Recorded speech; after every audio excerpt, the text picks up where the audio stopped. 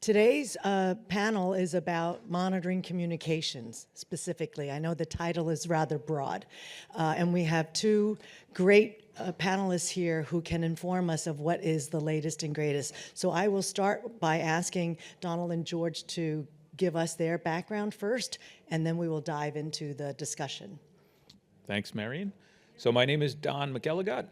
I'm the VP of Compliance Supervision with Global Relay, where I've been working for the last 11 years on the surveillance solution there and developing the tools to do the compliance.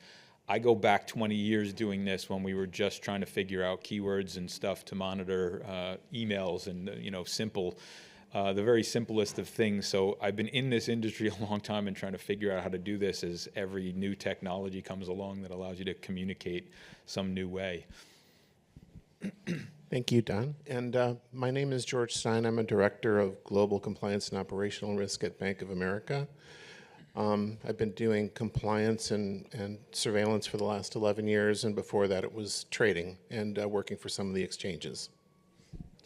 Okay, so as you've heard, I've been at this for about 25 years, and back in the day, monitoring communications meant landlines and maybe a computer with an AOL dial-up for messages. So we've fast forward to 2025. I'm glad these two are on the panel because I've not been in touch with the latest technologies and the challenges. So gentlemen, now with smartphones, iPads, chat apps, how do you do it in terms of monitoring communications, which are regulatorily required to prevent misconduct, insider trading, and the like? Want me to go first on that one, or you? Take a shot. So I'll kick us off from the technology side. Mobile devices have been the biggest growth area, and with the fines that have come down, that's on everybody's mind. Everybody knows the exposure they have. It's incredibly challenging because there's so many variables. There's the devices themselves, there's the providers of the devices, there's the various networks they're on. You throw in global travel, you're around the world on different networks. There's just a million variables. Even just the simple idea of, do you let people bring their own or use a corporate phone, and the variation there, that swings back and forth every few years. So there's a number of variables. I guess the big ticket is to find the vendor that can give you options for each of those things, because there's going to be no one size fits all. It's just too varied. And I can talk about how the major banks treat this currently. If an application has a messaging option that isn't monitored, it isn't allowed to be used. Only until it's monitored do we allow the use of a messaging system. My particular bank issues phones to everybody, almost down to the tellers, so that they can have built-in monitoring on the existing corporate devices. People still have personal cell phones, and we can't absolutely tell when someone's having a business conversation on a private cell phone, but that's about as close as we can get. Just to add to that, the savvy regulators that come in, or the examiners that audit, have taken to the practice of reviewing the monitored communications to identify evidence of people talking about using the off-channel communication. And it's, they'll look for them mentioning, hit me up on WhatsApp, or let's talk about this offline. So those things on our policy systems have really jumped to the front of the queue. Everybody wants to know, is there anything in here that's going to get me in trouble? And if I don't know if everyone watches the fines, the regulatory fines like we do, but about a year and a half ago, year and 3/4 ago, there were approximately $2 billion worth of fines handed out to 11 different banks, most of them New York banks, as it is. But and JP Morgan just got an additional $300 million fine in this area. So the fines are humongous.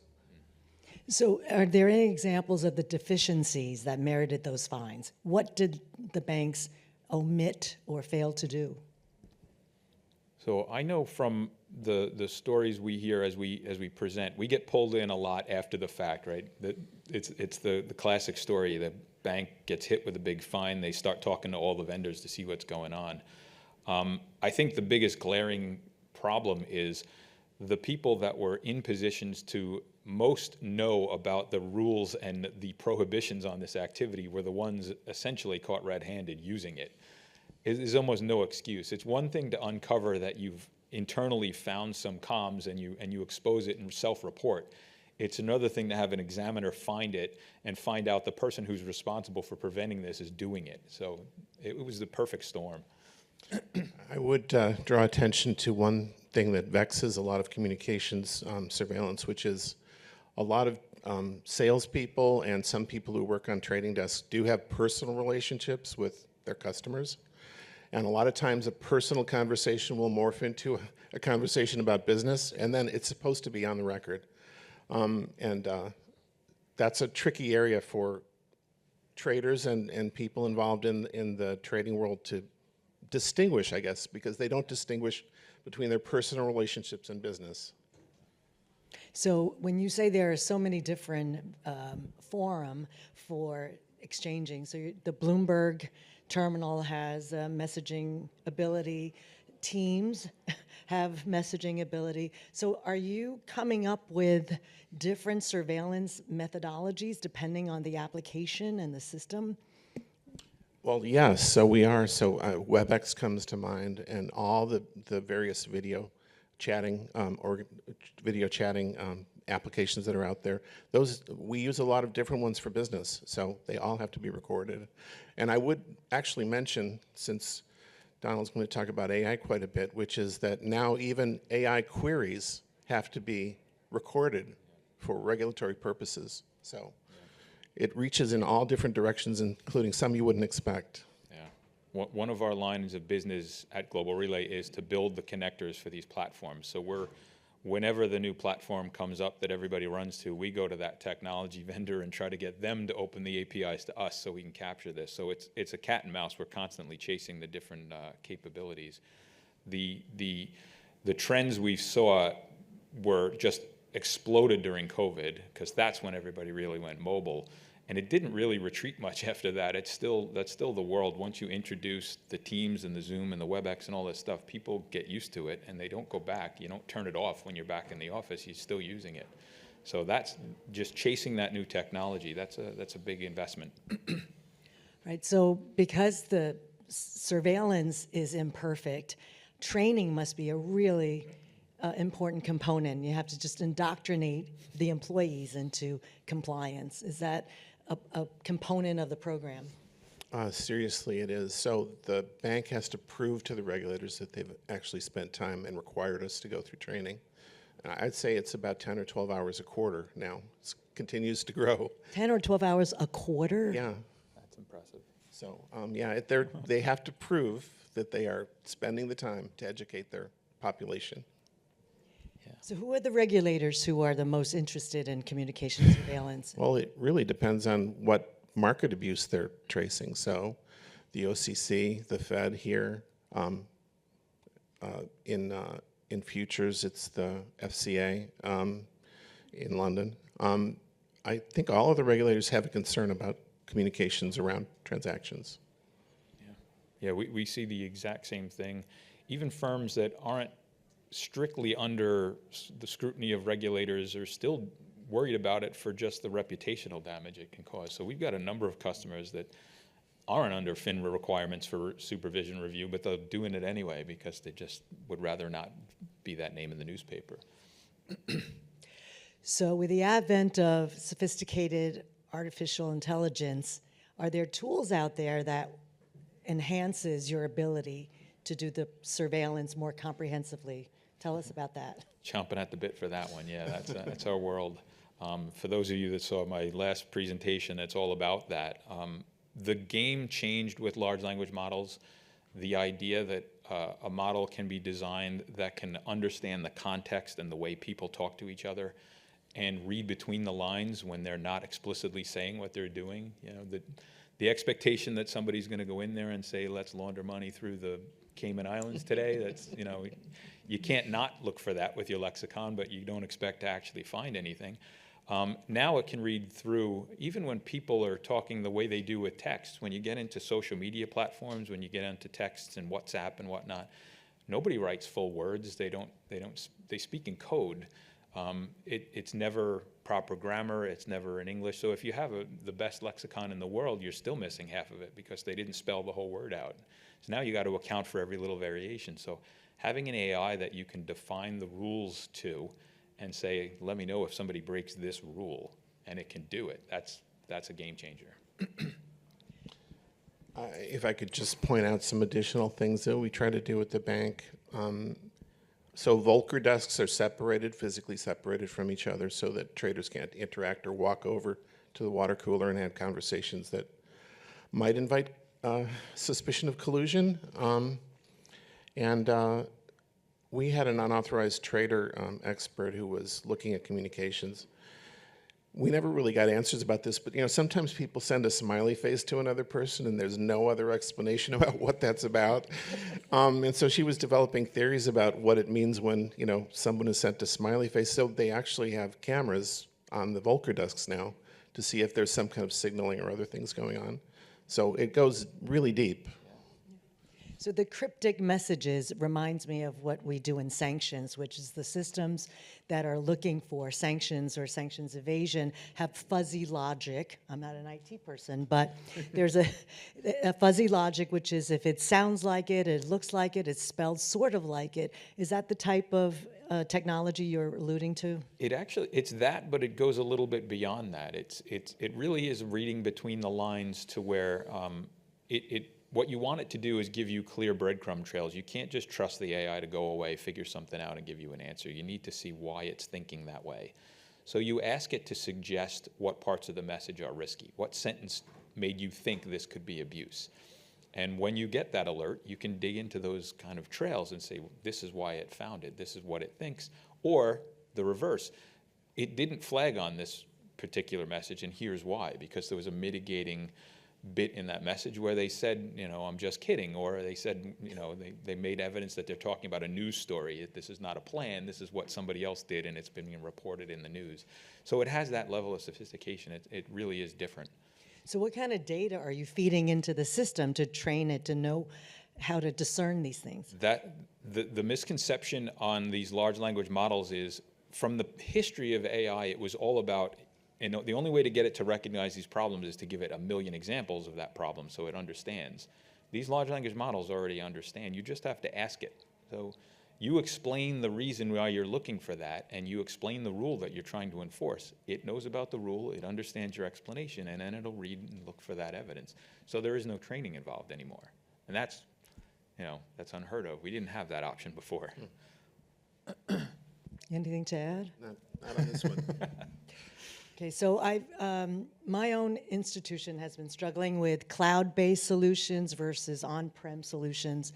Please explain to me and everyone else in this room, what are the benefits and disadvantages of each type of host? When I started doing message supervision, the idea of doing this in the cloud was, you were insane to even suggest that. The idea that any financial organization would allow their data to not live in their own secure data centers, you had a big hill to climb.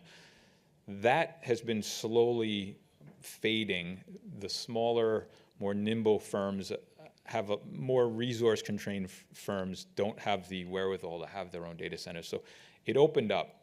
Then you get the likes of Amazon, Google Cloud, these kind of major players that clearly have their security things in place. That tipped the scales a little bit. We're now in a position where it's not even really a doubt. It's a when are they ready? They come to us and say, it's time, we need to get into the cloud, help us. So we don't have to kind of convince as much as we just have to be available and responsive. In terms of the technology and the security, you could argue that a proper cloud vendor is more secure than any public cloud, because the targets of public cloud, even your own data centers, organizations do their best to secure their own data centers, but there's vulnerabilities all over them. And if that's not your full-time focus, that's not your day job is banking and finance, let the experts do the proper security and handle the infrastructure. And that is catching on much more. It's not a fight anymore. It's just about timing and project management. George, Bank of America, preference for on-prem or cloud? So mostly cloud, but as came up in the previous presentations, there are bespoke rules for location of data centers. Switzerland came up. That's, I guess, the standard for strictness, where it has to be a physical location in Switzerland. But I think, as to cyber, I think our cyber team's grown by a factor of 3 in the last 5 years or so. Surprising. Yeah. Yeah. So that's an area of great growth. Yeah. I can say, too, jurisdictionally, it used to be the other uphill battle was exactly that. For global organizations, when data is scattered throughout the globe, they're worried about all these different local regulators. Global Relay invested a ton of time and effort into going regulator to get Singapore regulators, Japanese regulators to review our stuff and approve our data centers for use. And when you get that sign off from the regulator, you know, you need that when you're talking to a bank that's global and they're telling you they got 40 locations, when you can show them that, yeah, the Japanese regulators said you're good, that takes the load off them, and they'd rather have it all in one place. They don't want to scatter it around the world, so let's consolidate. And regulators are more open to it now as well. So the selection of the different technologies, where does that reside? With the information security officer, with the business, with compliance, with risk? Who decides what is safe enough to leverage? It's more varied than I imagined, and the more organizations I talk to, it's a cultural thing. There's a number of big financial firms where the CTO calls the shots, and the compliance team uses whatever the technology people are picking. There's other organizations we go into where the CTO doesn't find out what the compliance team picked until the deal's signed, and then they're trying to figure out how to implement it. So you see the full spectrum. In the best organizations and the most successful projects, everybody's got a seat at that table. It has to have input from all of those groups. So Yeah, I would mention that legal's got to be in that mix legal as too. well, yeah. Oh, every time you get the lawyers involved, you're adding weeks to the process. And the AI But thing yes, makes well, we that need even them. harder, because now AI governance has to get involved. Well, you're bringing a technology that has AI tools in it. Let's understand that too. Yep, I can make that snide remark because I'm a lawyer. So it sounds like you have multiple stakeholders that you have to gather in order to make the right decision on transitioning to a platform. Are there other concerns about moving into assisted AI-enabled technology when it comes to communication surveillance? Yeah, the more sophisticated the AI solutions get, the bigger the need for transparency from the vendors and the explanations from the vendors. We meet regularly with regulators as a vendor because they want to keep tabs on what we're offering and how our systems work. So they want to know if they go into a firm that's using Global Relay, what can we ask that firm to provide? What should they be doing to be, following the rules? So we do our best to kind of arm them with how we do things. We're also very keen on making sure they understand how we're employing AI, because they're not shy. They've been clear to us, AI is going to be used. We expect this to be the technology of the future, but if you do it, this is how we want it done. And transparency is all over that. Make sure it can be audited. Make sure the testing is public. Make sure the training data that built this model is available so we can review how it got to where it made an answer. So I would say, having listened to you for a couple of conversations now, that Global Relay is a lot further along in this than a lot of other firms. I'm dealing with a lot of trade surveillance demos and such, and there is not explainability in a lot of trade surveillance systems. Yeah, it's a hard thing to and do. regulators, the two words that they use are explainability and repeatability. So we're having troubles with the explainability part on the trade surveillance side. So have you been examined on this topic? So we're not using a lot of AI on the trade surveillance side because we're not comfortable moving forward yet. There are a lot of, I would say, agentic type functions that are being taken over, but those are very specific, eliminating false positive agents, as you referred to earlier in your lecture. But as far as letting the AI take over and determine what's kosher and what's not kosher, we're not going there yet. That's what you were describing, the behavioral analytics. Yeah. So there are patterns and typologies that the system can detect? The more powerful the AI gets, the more clear you have to be. You can't just ask the AI to say, tell me if there's market abuse, because Lord knows what it's going to think or how it's going to analyze that. You have to be very precise. We were fortunate at Global Relay, we've got a few folks who are frontline heads of surveillance for organizations. And they told us right off the bat, when our product team showed what our capabilities were, the first thing they said was, I would have never rolled that out in my organization because I don't know how this works. Like, go back to the drawing board and get some audits in here, show me some more reporting. So it slowed us down, and it's no developer likes to do that part of the job, but without it, you can't be trusted. You have to be able to show it. So it became a big part of our focus, and that's something that it's kind of an inside help to us. We know when we're talking to someone in that chair who's deciding whether to work with us, we know what they're going to ask before because we got a guy on our side that knows. It's a nice position to be in. With all this AI-assisted technology, is random sampling still something you do? 'Cause that's from my day. Yeah, I joked from my earlier session, I still talk to people that say my best policy is my random sample, no matter how many lexicons they're running, it's still out there. It's never going to go away because even with AI, if your AI is reviewing stuff and finding messages to flag, you're still going to want to go random sample the stuff it didn't flag. You know, there's still stuff going through the system. You got to at least check it. Just sanity check. Show me all the things that never triggered a policy because maybe there's something in there. The days will come when that'll be a silly exercise because the AI will be that good, but we haven't gotten there yet. BOA? I would just put Still in a big sampling? pitch for random sampling. We found a lot. I mean, besides market abuse and financial crime, we're also looking, not explicitly looking for it, but we run into HR issues and gambling and other things that character issues, and we have to report those. So we don't necessarily train our financial models to look for that. Speaking of that, employees, I know there's signs everywhere at my shop that says all of your communications can and will be monitored. Is there any consideration of employee privacy and employee?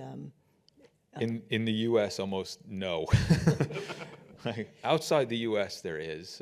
Europe, Canada, they have much stricter privacy rules. But even in the U.S., you have to build tools to provide a level of respect. Even if it isn't a strict requirement, you have to respect the personal boundaries. So mechanisms for allowing reviewers and people that identify that kind of sensitive behavior to be able to set that aside to mark it as private and have it go away, or be at least in a place where it's secure enough that it's not out there. You don't want it showing up in your regular reviews and things. It shouldn't be something the frontline reviewers are looking at every day, right?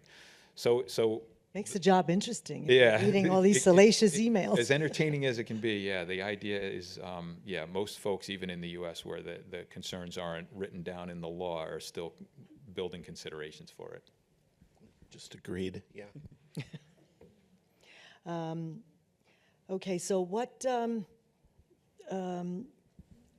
systems is Bank of America using right now that, or just describe it generally, how your surveillance program, what's the protocol, what's the model? That's a good question.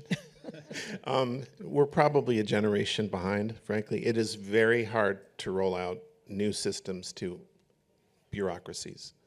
And there's a lot of training and education that occur. We can do it in waves, but it's still, I mean, I was looking at a projection for doing a switchover of venues. We have a lot of venues that we trade on, and it was a 10-year plan to switch over to a different system, which is impractical because in 10 years there'll be a different vendor out there that's cutting edge. So it's a difficult question. I guess I'll leave it at that. Yeah, that's not unique to Bank of America, I assure you, because every time there's no green fields in this space. Everybody who's in the finance world has an archive of some kind. And they all started simply, and they archived certain things, and then over time, we need a solution for phones, we need a solution for LinkedIn, and you got different vendors pulling things in, and somebody comes along with a new legal capability tool, let's bolt it onto the archive, and these things grow and evolve. So even when you come to the plan of, we want to simplify everything and get this nice new shiny tool, well, a decade of work went into building that infrastructure. You can't just flip a switch and go over to something new, no matter how much we convince them we're better. It's not that easy. So yeah, we have to put in a lot of work and a lot of time and patience. With the bigger the organization, the longer that's going to take, and the more stakeholders are involved. Well, it sounds like Global Relay is really on the front lines. So things are not quite evolving anymore. I think it's more like a revolution. So tell us about the marketing team would love you for that. Yeah. So tell us about the pace of change, because it's things that I thought would happen in 5 years, I'm being told is going to happen next year. So give us some insight into how quickly things are moving and what we can expect. It's really hard to keep up, and even the newer firms, it's a challenging market to break into. There's a lot of players that come with spot technology that have a cool solution, and they try to break into this universe, and it's incredibly hard. We're fortunate, the size that we are, we have development teams. Our CEO is all about building his own technology. So we've got R&D doing all this stuff internally that would take partners and years to develop. And it's still hard to keep up. It still happens so fast. So AI itself, we were admittedly dinosaurs in the AI space. There were way better AI tools. They had models they were working for years on perfecting. And then along comes an LLM that you can take off the shelf and plug into your system that blows away anything we've had before. And it happened, all of a sudden. So it's impossible to keep up. No matter how good you think you are, you got to keep your eye on all of these moving parts, because it changes really quickly. What is Bank of America's future-looking plan on this? Just an observation from what Donald was mentioning, but I don't know if I'd call it first mover advantage, but maybe early mover advantage. But getting into an organization, particularly a large organization, it's almost like getting married, because it's very hard to replace a key vendor. Can't underestimate how hard it is. That's it. And all this technology has to sit on top of your database, existing core banking systems, right? Yeah. They're not standalone. No, exactly. So that integration must be a big headache. Yeah. And like you've both observed, the larger the organization, the slower it is to be able to transition. Yeah. Some of these banks seem like they're actually technology software companies that use banking to pay the bills for their computing systems. Like, they have bigger things than half the software companies, and they do a lot of it themselves. It's one of the scariest things you hear as a vendor, to go into a place and they say, we're building our own tool, we don't need you. And then we have to sit back and watch that crash and burn, because inevitably it doesn't work, and we'll be there when time to pick up the pieces. Yeah, we talk about build versus buy all the time, or lease, as the case may be. And the advantage of leasing is that you have a vendor to blame, which you don't have anyone to blame except yourself when you build it. So just keep that in mind. Right, but build to buy reminds me of an adage that I've heard over and over. The people who run the bank can't also be people who change the bank. So it's even if you have an army of IT people, their day job is to keep the bank running. If you want to change and upgrade your technology, that's another crew of people. Otherwise, you're not going to have as successful a venture, because people's attention is split. And that's where the consultants come in quite often, because they've already done it at another organization and they understand the pain points, and they can use that knowledge to make the journey a little bit easier. Right. So we can open it up for questions from the audience now. I see quite a few hands. Hi. Yeah. Hi, this was a good panel with 3 different perspectives.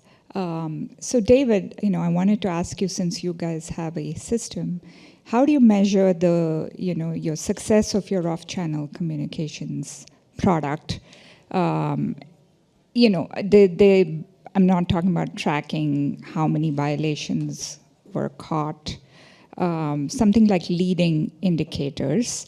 And then same question to George, because I'm assuming you have your own in-house solution. Just want to see how the two of you think about this. Like, what kind of metrics, leading indicators are you thinking? The one benefit of the way the mobile technology works is it's very easy to track the adoption of it. This is a solution when you're tracking someone's phone or getting data from that phone. These are the top earners, the go-getters of all of these firms. It's their key people. You cannot disrupt what they do. If you put an app on that phone that causes them some headaches, they're going to throw the phone away. They're going to go yell at their compliance people for wasting their time with this stuff. So on the plus side, it's really easy to measure because you can see adoption. That doesn't make it easy to implement. It takes a lot of effort to get that point. Even if it's 3 clicks to do something, that's too many. I need 1 click. So figure it out and get this right. Don't slow down my my interaction with my customers, or you're costing us money. And I might add that I guess one of the ways that we find out whether our systems are working is how many regulatory inquiries we get and how completely we can answer them. So just as an aside, I was having a conversation with an old client of mine from 30 years ago, and the conversation morphed from a personal conversation into the person was thinking about doing an IPO on a particular firm that they were involved in, and I reached out to the investment banking group just to pass them the conversation. But the fact that it occurred on my LinkedIn, which wasn't monitored at home, turned into a major issue. It wasn't intentional, obviously, but it just a conversation that morphed into a business call.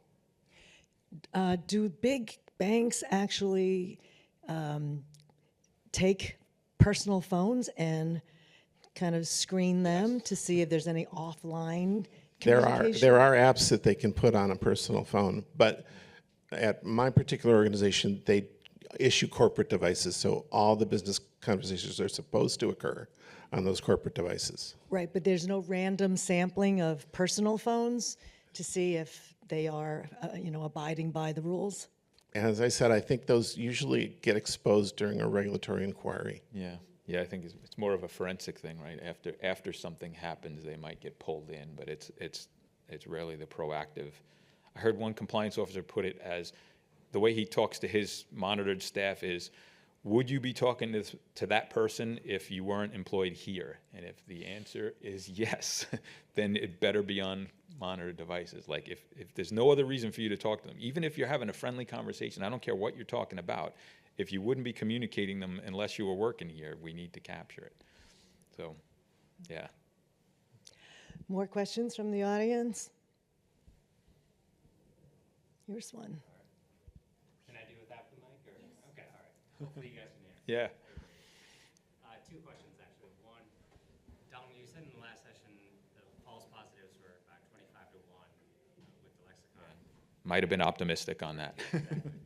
But now with the ability to kind of read between the lines and try to pick up even more, is that risk increasing? Are you seeing more false positives, or is it actually smarter in reducing? It's the testing we're doing now is that the initial results we're getting are so good that we want to validate them before we get ahead of ourselves. We're looking at 70–80% reduction of hits across the board and quadrupling of the true positives. So it's incredibly powerful, and the results have been way better than we thought. But the biggest danger with AI is if you're not checking yourself with your results, you might be skewing what your test data is telling you.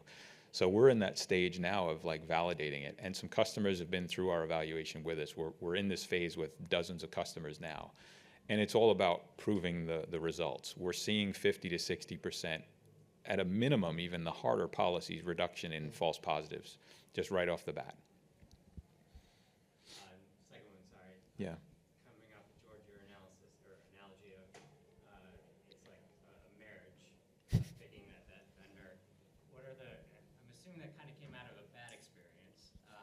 So what are the questions that you wish you'd asked ahead of selecting them? And Donald, from your seat too, what are recommended insights that you would encourage us to look into? We've had a trade surveillance vendor employed for 16 years. I don't think there's any questions we could have asked them 16 years ago that would have made us feel better in 2025. I honestly don't know the answer to that. I wish I did. I do worry about sometimes when I do attend a lot of demos. We're still planning for the future. And it's very hard to distinguish a firm that's going to be in existence 10 years from now and 15 years from now versus one that's going to be out of business in 2 years. A lot of the firms that are surviving out there are surviving on private equity. So they've taken in some investment on the basis of the fact that they think they can raise enough customer funds to like magnify the business going forward. And just in the last month and a half, I've seen 3 smaller firms go out of business and just issue a statement to their clients that we're going out of business. There were 2 of them were in London, so they weren't readily advertised here. But a large, I would speak from the perspective of a large bank, we have to go with there's a third-party onboarding team that looks at the depth of a vendor. Third-party risk is a big issue right now. And there's no way we could go with a small firm because of the risk. Yeah, just to put our perspective on it, I think Global Relay is the only vendor in this space that's still privately owned. We don't have private equity keeping us afloat. So the transparency, I think, is number one. You have to have the confidence that that vendor's going to be here in 5 years. Where were they 5 years ago, and where are they going to be in 5 years? And if they can't be honest about what their burn rate is or what their forecast is for how they're going to do that, that's a huge red flag. And it's some of these deals, when you work with these organizations, can take 3 years just to get to it. A firm could go out of business in 3 years waiting for somebody to sign a contract. So yeah, I think that's the biggest risk, is the stability of the firms. That's why it's so challenging for these small firms that are starting up. They might have good technology, but man, it takes a long time and a lot of investment to get it to the maturity you need. And that's why a lot of the small firms are acquired by larger firms. Yeah. Any other questions before I ask my last one? Oh, yeah. It's a question for Donald. You mentioned, Donald, about the data privacy being different in different jurisdictions, right? So how do you deal with, when you make a product, if you're rolling it out, how do you deal with the fact that in Europe, in some countries, maybe it is even different within Europe, right? Yeah. And so do you have a lowest common denominator? There is, yeah. There's a number of different jurisdictional issues. Most of the time, it's about data handling and availability. So what the jurisdiction is most concerned about is where the data is going to be.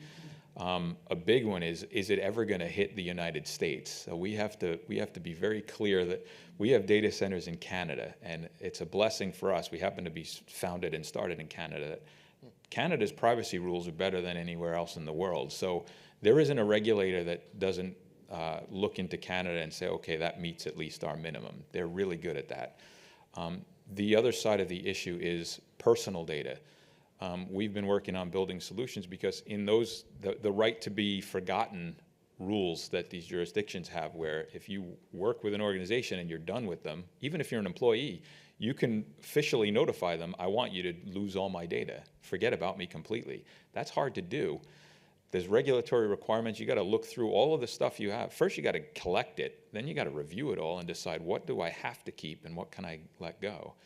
And then you have to negotiate with that person who's making the request to make sure you satisfy it. So it's complicated. We as a global organization are under the same rules. So when someone who works for us in our London office leaves or resigns, they have the right to request we lose our data. So we built it for our own use, and now we can offer it to customers. But we have retention requirements for certain Yeah, data. exactly. Sometimes So the it's rules about override looking the at- privacy. Yeah. I see we're out of time, so I want to thank the panelists for their insights, and thank you all for joining us.